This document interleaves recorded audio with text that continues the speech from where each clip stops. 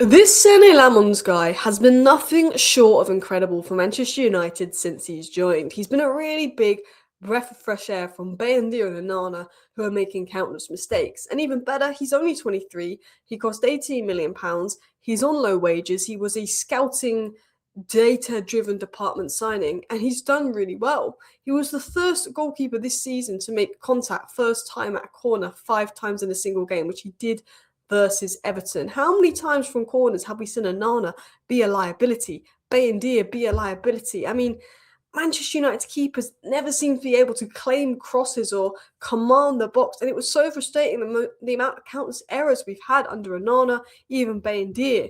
But Lammons has been this sort of breath of fresh air. Lammons' saves have prevented 5.5 more goals than the average goalkeeper based on quality of accurate shots he's kept out. No PL keeper can match that record since his debut. I mean, his numbers are incredible. He looks good. He commands his box well. He looks chill. He looks like he's got the mentality to deal with it.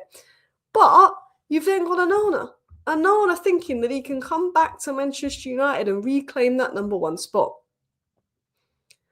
I think that is very disrespectful of Onana after looking at Lammens' recent performances for Man United, looking at what Onana did in Man United shirt, to think that he can come back from loan and go and challenge Lammens. I think that's disrespectful to Lammens. And some people will say, well, look, Onana believes in himself. He's got confidence. He bigs himself up.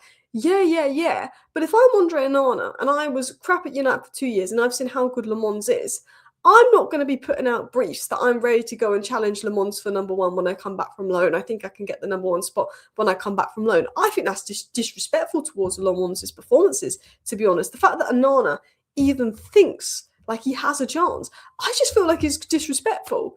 Like, this is like me thinking that I'm going to make the next Summer Olympics in 2 years' time if I pick up a new sport like high jump tomorrow. It's just not going to happen. Onana, you're a decent keeper, but you weren't good at Man United. You're okay at Trabzonspor, but Lammens is better than you. He's younger than you. He's on lower wages than you. I just feel like, how can you watch these Lammens performances and think, you know what, I'm going to come back from loan and I'm going to fight and re-establish myself as Man United's number one. I think I'll be given a chance to do so. Maybe this is rage bait from Jamie Jackson. Maybe this is made up from Jamie Jackson. Maybe it's in a brief from Onana's camp. But Lammens puts in a man of the match performance, a literal man of the match performance, people. And the next day or 2 days later is coming out that Onana wants to be number one at United. He wants to fight for his place. He believes he can do so. Look, I'm not being mean, but I just feel that's disrespectful towards Lammens' performances. Onana was crap. Bayendir is crap. Both of them need to go. Now, what's funny about this is this. Within 20 minutes of this brief coming out, that, Onana wants to come back and fight for number one, and Onana's interested in fighting for number one, which isn't the first time it's come out. There's been many reports saying that Onana wants to come back, and now it's saying that even though Lammens is playing great, Onana believes that he will be given a chance to come back and take Lammens' place, which is, I just think it's delusional. But it was said that Man United have no intention of reintegrating Andre Onana into the squad and are planning to sell him. And someone quote tweeted this saying, United briefed back within 20 minutes. They hate Onana as much as fans do. Now, I don't hate Onana. I just think he's delusional and was not good enough. But within 20 minutes of this story coming out about Onana wanting to come back, and I'm sure Onana wants to come back, and maybe his camp has briefed Jamie Jackson that he wants to come back, Man United is saying, oh, we don't care. We don't care that Onana wants to come back. We don't care that Onana thinks he can take Lammens' place and be Manchester United number one. He ain't coming back. Within 20 minutes, Man United were like, this is not happening. So pick up Manchester United for actually clearing that up relatively quickly. But let's dive into some more news and some more stories. So I don't know if you watched my live show earlier today, but I obviously spoke about the news that there's reports coming out that Bayendir has already agreed to join Besiktas. An agreement has been reached early ahead of summer, and that deal is essentially done. An agreement is reached for 5 million. Now, we have no confirmation on that from tier 1 sources, just Turkish sources for now. But Man United are negotiating, letting Bayendir go in the summer. They want him to go. And we know that Manchester United's plan is to get rid of Bayendir and get rid of Onana. One of the reasons Man United have no plans to reintegrate Onana is because he's on crazy wages and United want him gone. It's probably likely that he will go out on loan again, Onana, because the wages Onana's on, no top club other than maybe Saudi, is going to pay Onana's wages, which means Man United are probably going to have to do a loan deal and won't get much money for Onana because we gave him silly wages. And do you remember, like a year ago, and Onana doesn't help himself, a year ago reports came out that Onana wanted a wage rise. A year, like, maybe you got respect to Onana's level of delusion, but Onana this time last year, reports came out that he was annoyed that he had to take a 25% pay cut because we didn't get UCL football. Even though he was one of the reasons we didn't get UCL football.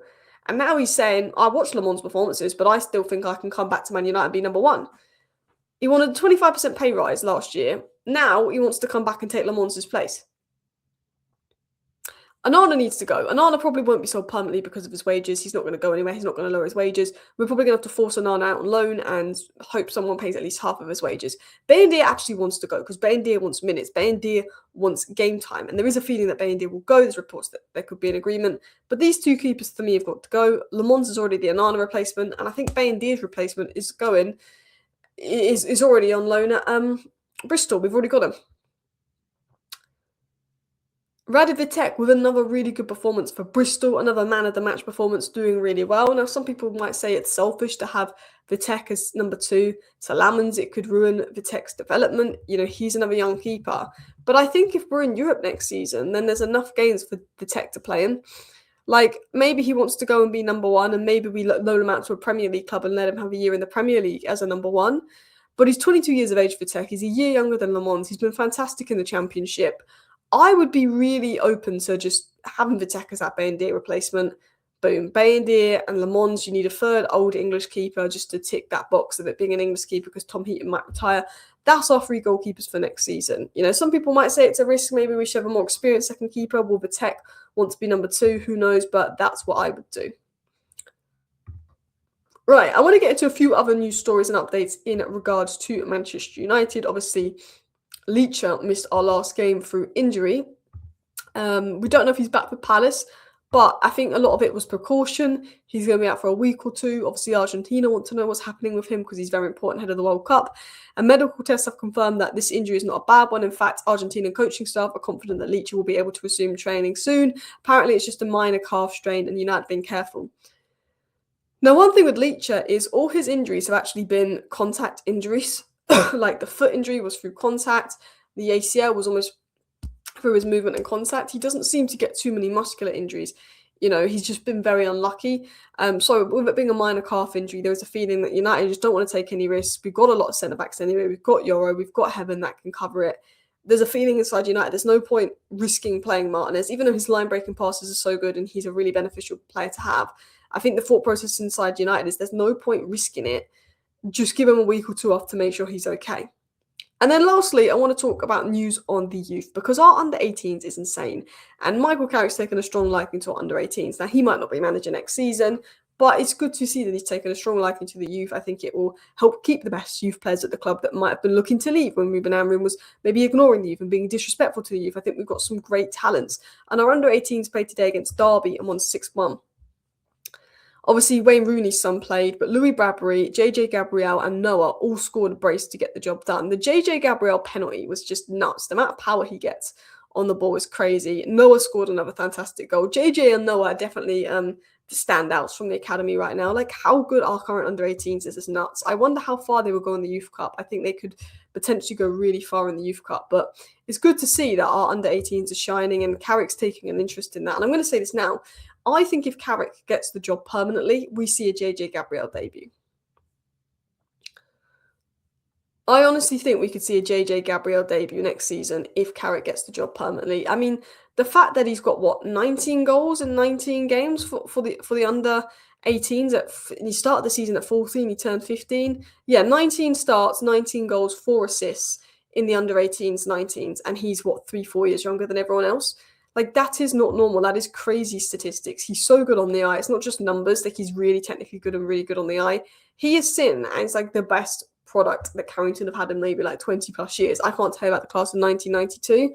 Maynard was rated highly. Of course, Rashford actually wasn't rated that highly compared to other players, but Maynard was rated incredibly highly. Greenwood wasn't rated incredibly highly. JJ Gabriel and Shea Lacey are also rated highly. Jim Thwaites is rated highly, but JJ Gabriel was just nuts at the moment. Anyway, thank you people for watching today's video. I'm also trying out a new camera. I don't know if you noticed that.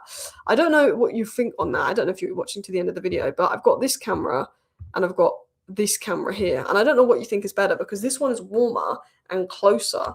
But then I don't know if you prefer closer and warmer or colder and further away, or you really just aren't that bothered. I feel like this one is definitely a better quality. I mean, of course, let me know your thoughts down below. Thank you for watching. Bye.